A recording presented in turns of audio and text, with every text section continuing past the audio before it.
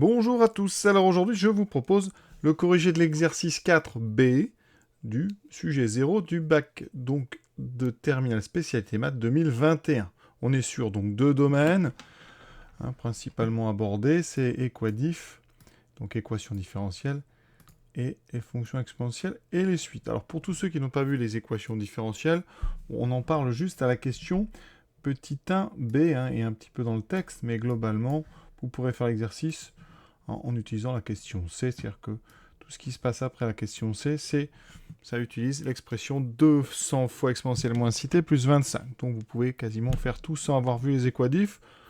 On va quand même tout faire, nous, bien sûr. Je vous rappellerai rapidement les 2 ou 3 choses qu'il faut connaître dans le cours pour pouvoir faire entièrement et tranquillement cet exercice. On est parti.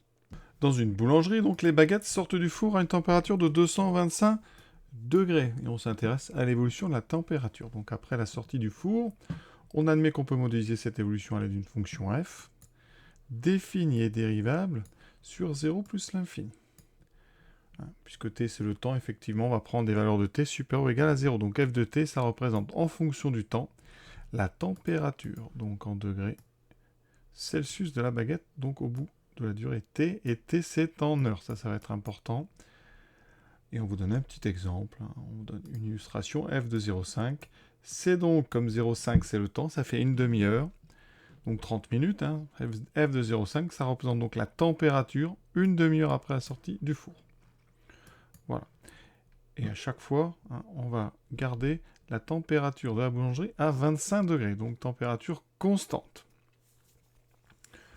On admet alors, et c'est là qu'il faut avoir fait un petit peu d'équation différentielle, on admet que cette fonction f est solution de ce qu'on appelle donc une équation différentielle y' plus 6y égale 150. Alors je ne vais pas refaire ici bien sûr le cours sur les équadifs, on le fera, mais ici, qu'est-ce que c'est qu'une solution? Donc on dit que f est solution. Alors il faut plein de choses. D'abord, solution, ça veut dire que vous allez remplacer y par f, et donc vous devez considérer f'. Ça veut dire que f est solution. Ça veut dire déjà, premièrement, il faut que f soit défini et dérivable.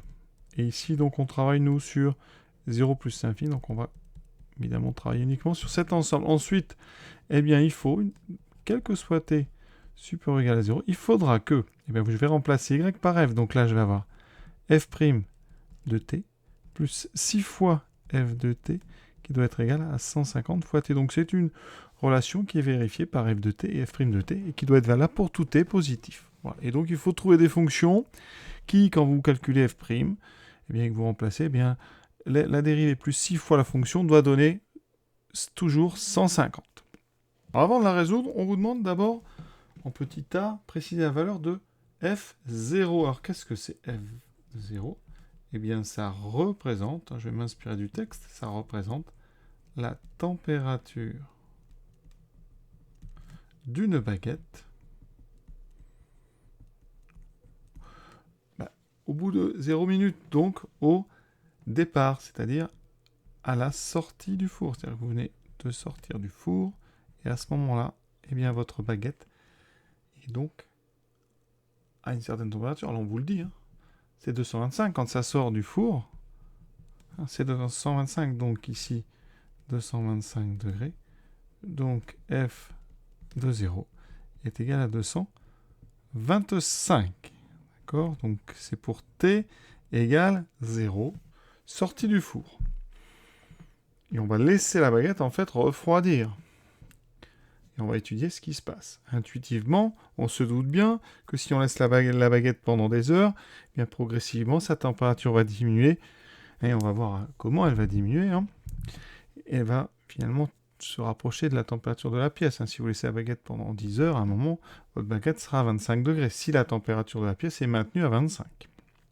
Pour résoudre une équation différentielle, eh bien, il faut savoir, on va dire, deux choses vraiment importantes. Tout d'abord, une équation différentielle, dans le programme de terminale, donc spécialité maths, eh bien, on n'en a pas 10 000. On a un type général qui commence par y' égale. Donc ici, on va se mettre sous la forme, donc y' égale, et on va mettre On va enlever 6y à gauche, donc on va écrire y' égale moins 6y plus 150, d'accord? Alors ça, il y a une propriété, si vous la connaissez, vous pouvez l'appliquer direct. C'est la propriété qui est en bas ici. Alors je vais l'appliquer, puis après je vais un petit peu l'expliquer. Ici, on parle d'une équation différentielle qui sont sous cette forme. Voilà. On a ici 3 propriétés qui sont relatives à ce type d'équation, que j'expliquerai en détail, mais nous, on va déjà appliquer cette dernière propriété. Ici, on nous parle de y' égale a y plus b. Donc ici, on a une équation différentielle du type donc y' égale ax plus b, avec a qui vaut moins 6 et b qui vaut 150. Eh bien, si vous avez appris le cours, eh bien, vous pouvez appliquer directement. On sait que les solutions sont les fonctions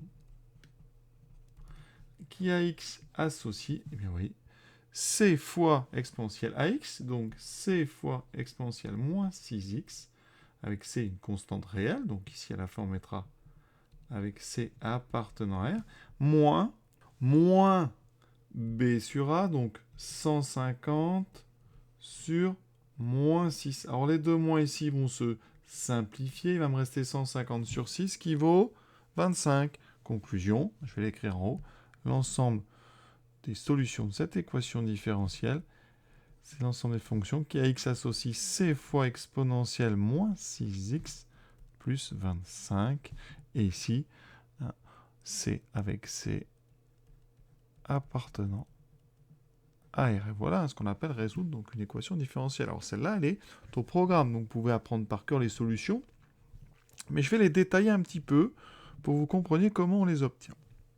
Et je n'ai pas précisé, c'est qu'en bas ici, j'avais mis un petit encadré blanc, c'est l'extrait du programme officiel. Vous voyez qu'au programme, eh bien, équation différentielle y' égale à y plus b avec a différent de 0, détermine une solution particulière constante, utilisez cette solution pour déterminer toutes les solutions. Alors ça veut dire quoi ça? Bien regardez, cette équation différentielle, en fait, on va l'appeler E. Et pour la résoudre, on va d'abord résoudre E0, ce qu'on appelle l'équation homogène associée. Cette équation, c'est y' égale moins 6y. Et ça, c'est une équation différentielle du premier ordre, sans second membre. D'accord? C'est parce qu'on peut la mettre sous la forme y' plus 6y égale 0. Et ça, on voit que le second membre serait nul. Eh bien, les solutions de cette équation, on l'a démontré dans le cours, bien sûr, eh bien, les solutions, donc je vais l'appeler S0, c'est l'ensemble des fonctions qui à x associent. Alors là, dans ce cas-là, a vaut moins 6. Et donc, le cours me dit, regardez bien, c fois exponentielle à x, où c est un réel, donc ici, c fois exponentielle, donc moins 6x, avec c appartenant à R. Ensuite, on peut trouver une solution de E qui est une constante. Donc, je vais poser y égale constante. Dans ce cas-là, y', quand on dérive une constante, ça fait 0. Et dans mon équation, mais qu'est-ce qu'il me reste? Il me reste obligatoirement, donc moins 6y plus 150 égale 0. Et ça veut dire que ma constante, c'est, vous voyez, si je résous, y égale 25. Conclusion. J'ai les solutions de mon équation homogène. J'ai ici une solution particulière qui à x associe 25. Eh bien, un théorème qui s'appelle le théorème de superposition, qui est résumé dans la dernière propriété, nous dit que les solutions de l'équation E, ce sont les solutions de l'équation homogène, donc celle qui s'exprime sous la forme c exponentielle moins x, plus une solution particulière qu'on a trouvée, c'est la constante 25. Donc les solutions de notre équation E, ça sera à chaque fois, vous voyez, une partie, un terme qui est, eh bien, une solution de l'équation homogène, sans le b en fait, plus notre solution particulière, plus 25. Donc vous voyez, tout ça, quand on a fait le chapitre, évidemment, ça passe assez bien. On continue. Question suivante. En déduire que pour tout réel t supérieur ou égal à 0, f de t égale 200 exponentielle moins 6t plus 25. Alors ici, la variable, Quand on résout une équation différentielle, en général, on met la lettre x. C'est une variable, on dit muette. On pourrait très bien dire que c'est l'ensemble des fonctions qui a t associe c fois exponentielle moins 6t plus 25 avec c appartenant à R. Ça ne change absolument rien, cet ensemble de fonctions. Donc ici, on va réadopter la variable t. Qu'est-ce qu'on sait? Donc on sait que f est solution de l'équation, donc y' plus 6y égale 150. Donc conclusion, on vient de la résoudre cette équation. Donc f appartient à l'ensemble S des solutions de l'équation. Conclusion, donc il existe un nombre C appartenant à R tel que, eh bien, pour tout x, ici donc, alors c'est pas x, on a dit t, hein, pour tout t, donc pour lequel on définit la fonction, donc ici ça sera t positif, eh bien l'expression f de t, ça sera donc c fois exponentielle moins 6x plus 25. Et maintenant, évidemment, pour connaître entièrement f, il faut connaître cette constante. Eh bien, n'oubliez pas qu'en première question, on a dit que f de 0 était égal à 225. Ça s'appelle une condition particulière ici. C'est la condition initiale. Eh bien, on va s'en servir pour trouver la valeur de cette constante. Donc, ça veut dire que en remplaçant c fois exponentielle moins 6 fois 0 plus 25 doit être égal à 225. Et on va résoudre cette petite équation. Alors exponentielle moins 6 fois 0, ça fait exponentielle 0 qui vaut 1. Donc j'obtiens c est égal à 225 moins 25. C est égal à 200. Conclusion, donc, pour tout t supérieur ou égal à 0, on a f de t qui vaut donc c, c'est-à-dire 200, fois l'exponentielle moins 6t plus 25. Et on a de la chance parce que c'est ce qu'il fallait démontrer. C'est QFD, ce qu'il fallait démontrer. Donc voilà notre équation différentielle résolue. On a trouvé l'expression de f. On peut continuer tranquillement. Par expérience, on observe que la température d'une baguette sortant du four décroît. Oui, ça, évidemment, on va le vérifier. Et tend à se stabiliser à la température ambiante. C'est ce que je vous avais annoncé. La température ambiante est de 25, donc la température va se rapprocher de 25 au fur et à mesure du temps. Donc décroît, c'est le sens de variation. Alors, pour tous les sens de variation de f, classiquement, on va dériver. Donc, on calcule f' pour t supérieur ou égal à 0. f' de t vaut donc, alors, on va redériver. Ça fait 200 fois moins 6 exponentielle moins 6t. Donc, moins 1200 exponentielle moins 6t. On sait que pour tout t, un exponentiel, c'est toujours strictement positif. Donc ici, exponentielle moins 6t, ça l'est. Donc, il n'y a que le moins 1200. Donc, pour tout t, positif, ici, f' de t est donc strictement négatif. Donc, f est strictement décroissante. Donc, effectivement, la température décroît. Donc, la température décroît. Il n'y a pas de problème, on vient de le vérifier. Alors, il y a une autre façon de faire. Je vous ai dit, f, c'est solution de l'équation différentielle. Donc, pour tout t, remarque, pour tout t, donc nous on a dit positif, mais ça pourrait être valable sur R. On sait que f' de t plus 6f de t, c'est égal à 150. Donc, f de t, c'est 150 moins 6 fois f de t. Ouais, f' de t, c'est 150 moins 6 fois f de t. Donc, c'est une autre façon de retrouver f'. D'accord ? On retrouve bien sûr notre moins 1200 exponentielle moins 6t. Le 150 va évidemment être simplifié. Donc ça pourrait servir, mais vaut mieux redériver. Vous savez très bien dériver les exponentielles de moins 6t. La deuxième partie, c'est la température qui tend à se stabiliser. Ça, c'est une question de limite. Donc, on va regarder ce qui se passe quand le temps augmente. Donc, quand t va vers plus l'infini. Alors, moins 6t, quand t tend vers plus l'infini, ça tend vers moins l'infini. Et donc, on va mettre un moins l'infini, enfin quelque chose qui va vers moins l'infini, dans l'exponentielle. Donc, j'ai besoin de la limite exponentielle de grand X quand le grand X va vers moins l'infini. Et ça, vous savez que c'est 0. Quand on met donc moins 6t dans l'exponentielle, c'est de la composition. Composition, limite. Donc, quand t est envers plus l'infini d'exponentielle moins 6x est donc égal à 0. Vous multipliez par 200. 200 exponentielle moins 6t, c'est donc 0 aussi. Et on rajoute 25. Donc la limite de f en plus l'infini est donc égale à 25. Donc, effectivement, 25, c'est la température ambiante. C'était donné dans le texte. Donc, on écrit sur la copie. Effectivement, la température tend à se stabiliser à la température ambiante. Donc, on se rapproche, plus le temps passe, plus on se rapproche de 25 degrés Celsius. Et donc, sur la copie, F est bien un modèle en accord avec ces observations. Troisième question. Montrer que f de t égale 40, donc l'équation, admet une unique solution dans 0 plus l'infini. Alors, notre tableau de variation, je vais quand même le faire, puisqu'on a fait pas mal de choses. On sait qu'en 0, c'était donc 225. Ça va décroître, on l'a dit. F est strictement décroissante. Et la limite, c'est 25. Donc voilà le tableau de variation de f de t en fonction de t. Est-ce qu'il y a une unique solution? Ben oui. Et ça, c'est le corollaire du théorème des valeurs intermédiaires qui va nous le dire. Donc ici, vous voyez, on a une fonction f qui est continue, parce qu'elle est dérivable. Donc, et on est sur 0 plus l'infini. Ensuite, on l'a déjà dit plusieurs fois, f est strictement décroissant, donc ça c'est parfait. Maintenant, on donne f de 0, 225, c'est positif. La limite de f en plus l'infini, c'est 25, donc on remarque. Ce qui est important ici, c'est que notre nombre 40, je viens de l'entourer ici, il est bien donc dans l'image de l'intervalle 0 plus l'infini. Autrement dit, 40, c'est bien plus petit que 225, donc 225 est plus grand que 40, 25 est plus petit que 40. Alors plus petit ou égal, ça ne changera rien.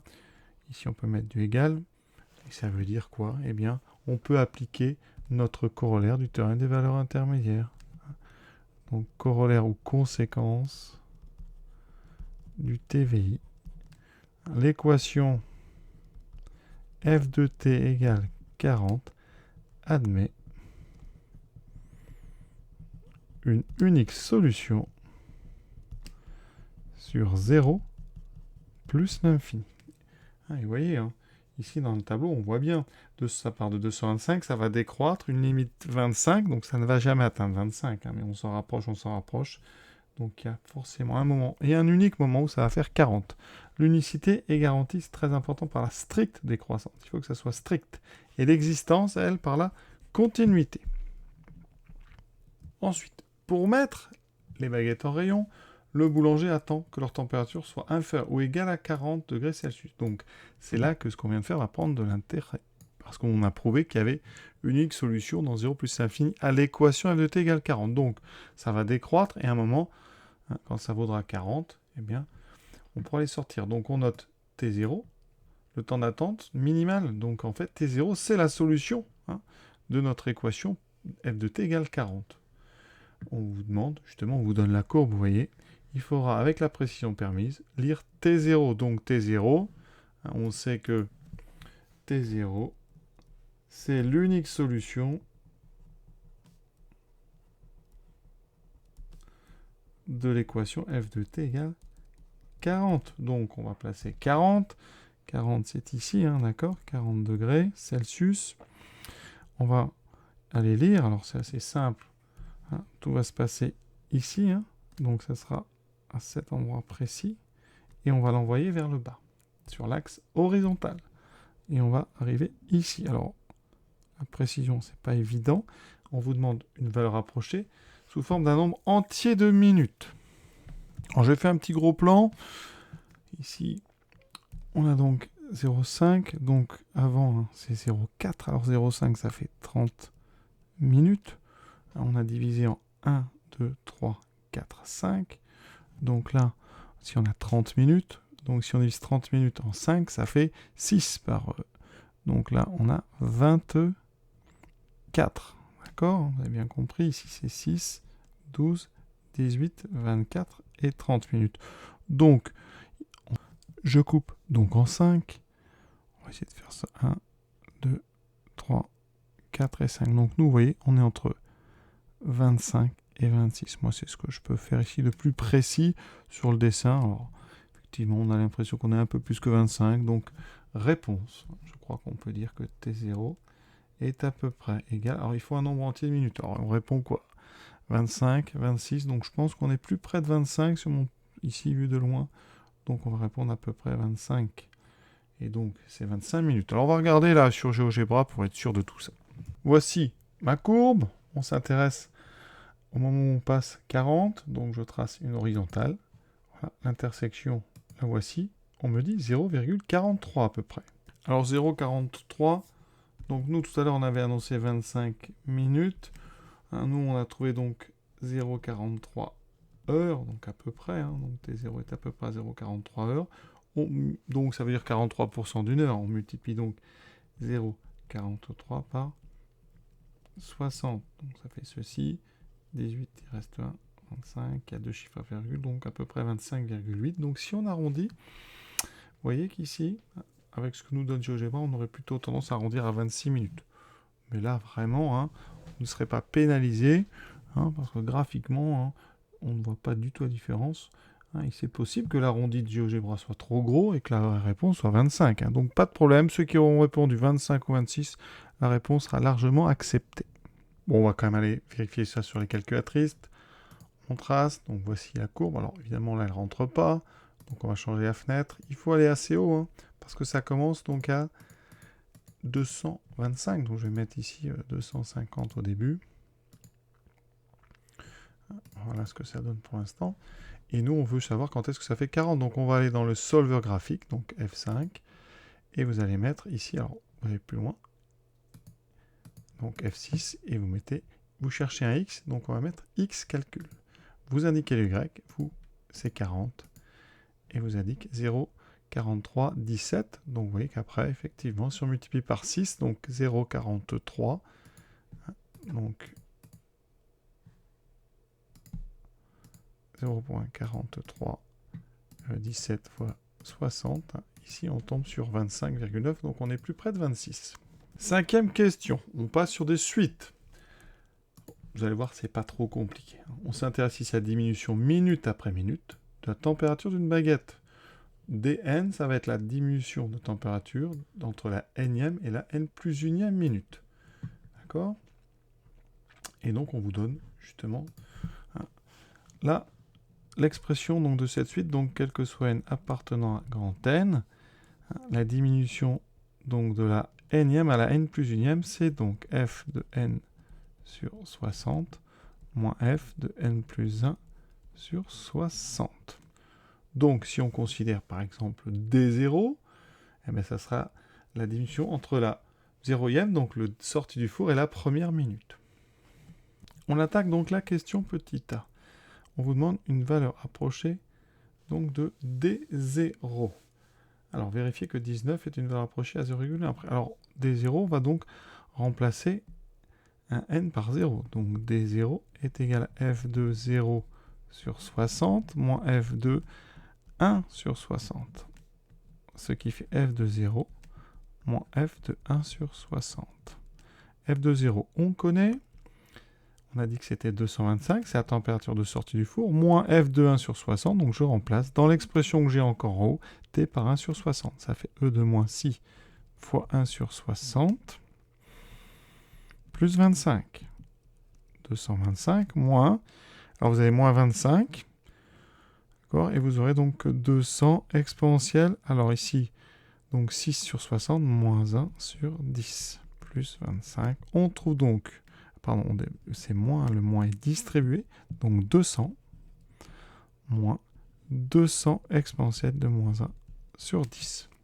Là, on va prendre la calculatrice. Donc, je réécris ici, donc D0, c'est 200 moins 200 fois exponentielle moins 1 sur donc 10. Là, il y a un 0 de trop.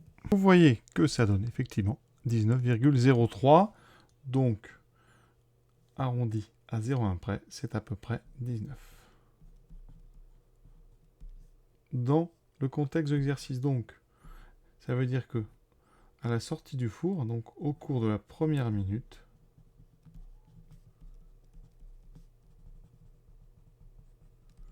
la baguette diminue de 19 degrés Celsius. C'est la température de la baguette qui donc diminue entre la sortie du four et la première minute. Eh bien, vous aurez perdu 19 degrés Celsius. Question B. Vérifiez que l'expression de n, c'est celle-ci. Donc, là, on va juste calculer en remplaçant dans l'expression de n. Donc, c'est 200 exponentielle moins 6 fois, donc je remplace t par n sur 60, plus 25, moins, on met les parenthèses, 200 exponentielle moins 6 fois n plus 1 sur 60, plus 25. On enlève les parenthèses, donc les 25 vont se supprimer. Ça me donne donc 200 exponentielle moins, alors on peut simplifier par 6, donc moins n sur 10, moins 200 exponentielle, donc on peut simplifier encore par 10, moins n plus 1 sur 10. On va essayer de transformer ça. Tout d'abord, vous voyez que dans ce qu'on nous propose, il y a du 0,1. Alors, on va, pour une fois, moins n sur 10, je vais le mettre à droite, moins n sur 10, c'est en fait moins 1 sur 10 fois n, et moins 1 sur 10, c'est moins 0,1. Donc, on a bien moins 0,1 n. On fait pareil ici, ça fera moins 0,1 fois n plus 1. Et là, on va utiliser les propriétés des exponentielles. Bon, le 200, on peut le mettre en facteur, vous avez remarqué. Par contre, ici, dans l'exponentielle, on a des choses. Alors, si je développe, j'ai moins 0,1 n, moins 0,1. Propriété d'exponentielle, quel que soit a et b. Exponentielle de a plus b, c'est exponentielle de a fois exponentielle de b. Donc ici, j'ai une somme, vous avez bien remarqué. Pour ceux qui ont un petit peu de mal à avoir des sommes, j'ai exponentielle donc de, il manque le e là, de moins 0,1 n, voilà, plus moins 0,1. Et donc, je l'ai, ma somme. Je peux donc utiliser la propriété et séparer en un produit de deux exponentielles. Donc, ça me donne 200 exponentielle moins 0,1 n, moins 200 exponentielle moins 0,1 n, fois exponentielle moins 0,1. On factorise par 200 et par exponentielle moins 0n. D'accord? Donc, j'aurai 1 moins la seule chose qui reste, ceci. Et c'est exactement ce qu'on me demandait. Donc on écrit CQFD. Ce qu'il fallait démontrer. C'est les initiales. Maintenant, variation et limite. Alors, ce que je vous propose, puisqu'on est dans les suites, c'est de mettre cette exponentielle moins 0,1 sous une forme intéressante. C'est exponentielle moins 0,1 à la puissance n. D'accord? C'est une propriété des exponentielles. Exponentielle de a fois n, avec n en entier, c'est exponentielle de a puissance n. L'idée, c'est donc qu'on a ceci, fois 1 moins exponentielle moins 0,1. Je mets tout ce qui est constant à gauche. 200 fois 1 moins exponentielle moins 0,1, multiplié par exponentielle moins 0,1 à la puissance n. Ça, c'est l'expression de dn. Quel que soit n, donc entier naturel. Ici, quand n vaut 0, on retrouvera ce coefficient. Ça veut dire que ça, c'est donc d0 qui est strictement positif. Vous pouvez vérifier. Exponentielle moins 0,1, c'est plus petit que 1. Donc 1 moins exponentielle moins 0,1, c'est positif strictement. Ici, on a quelque chose qui doit vous faire penser aux suites géométriques. Parce que là, j'ai donc dn qui s'écrit d0 fois q puissance n avec q qui est égal à exponentielle moins 0,1. Donc, bien si vous voyez, dn, c'est une suite, on ne s'est pas demandé, mais c'est une suite géométrique. dn est géométrique. Deux premiers termes, d0, qui est strictement positif, et de raison. Donc, exponentielle moins 0,1. Exponentielle moins 0,1, c'est positif, strictement plus petit que 1. D'accord? Exponentielle moins 1, c'est donc entre 0 et 1 strictement. Donc, mais ça dans le cours, on le sait, ça veut dire que la suite dn, elle est décroissante. On a une suite à terme positive qui a une raison plus petite, enfin positive plus petite que 1. Donc on a une suite décroissante. Et comme la raison est entre 0 et 1, on a une suite géométrique, donc qui va être qu'avoir pour limite 0. Et la limite de dn est égale à 0 quand n tend vers plus l'infini. Alors ça, c'est pour ceux qui avaient remarqué que c'était une suite géométrique. Sinon, si vous avez laissé sous cette forme, ce qu'il faut savoir, c'est que moins 0,1, c'est quelque chose qui est décroissant. Donc quand vous composez avec l'exponentielle qui est croissant, ça reste quelque chose de décroissant. Quand n grandit, cette quantité diminue. Vous multipliez par 200 qui est positif, donc 200 exponentielle moins 0,n, c'est décroissant en fonction de n, et vous multipliez par 1 moins exponentielle moins 0,1 qui est strictement positif. D'accord? Effectivement, car exponentielle de moins 0,1, c'est entre 0 et 1. D'accord? Donc, vous multipliez quelque chose de décroissant par un nombre positif constant. Donc, dn est décroissant. La limite. Eh bien, on va faire là, une limite comme on fait avec des fonctions. La limite, quand n tend vers plus l'infini de moins 0,1 n, c'est moins l'infini. Je mets ça dans un exponentiel. Donc, j'ai besoin de mon exponentiel en moins l'infini. Et on sait que ça, c'est 0. Et on procède par composition. Donc, eh bien, la limite donc, de quand x, alors c'est pas x ici, pardon, c'est n. La limite quand n tend vers plus l'infini de exponentielle moins 0,1n, c'est donc 0. Ensuite, vous multipliez par un nombre 200 constant, par un 1 moins exponentielle moins 1 qui est constant aussi. Donc, la limite de dn quand n tend vers plus l'infini, c'est donc 0. Ce résultat était-il prévisible dans le contexte de l'exercice? Eh bien oui. Oui. Car au début, on sait bien que la température baisse assez vite. Et après, évidemment, elle diminue de moins en moins vite. De moins en moins vite. Et ensuite, on sait bien qu'elle tend vers 25 degrés. On sait que la température du pain va se rapprocher de 25, donc à force, donc avec le temps, la baisse de température, puisqu'on se rapproche de 25, descend forcément et elle se rapproche de 0. La baisse de température devient quasiment nulle. Et elle se rapproche de 0, cette baisse de température. Bon, alors, c'est pas toujours facile de faire comme ça des interprétations. Faites ce que vous pouvez. Voilà, il faut traduire ici la décroissance. Et bien dire qu'avec le temps, ça va se rapprocher de 25. Donc, les températures, finalement, sont de plus en plus proches de 25. Donc, les écarts sont moindres. Voilà, cet exercice est enfin terminé. Je vous souhaite une bonne fin de journée à tous. À très bientôt.